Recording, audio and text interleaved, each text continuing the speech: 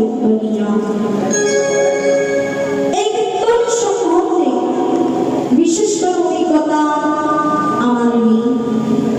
যতটুকু গুরুদেবের কাছে শিক্ষা নিতে পেরেছি ও আপনাদের মধ্যে এত সুন্দর ভক্ত পেয়েছি মা, আপনারা যদি আমায় কৃপা করেন তাহলে হয়তো দুটো কৃষ্ণ কথা, দুটো হরি কথা আমি আপনাদের কাছে পরিবেশনা করতে পারবো।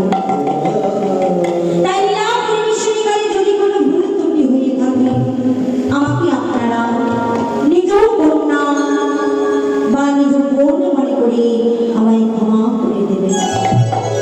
তাই মানে তাই বলে গেছে, হরে রাম হরে রাম হরে রাম ওই তো কেবলম করো নাস্তেব নাস্তেব নাস্তেব গতি অন্যথা।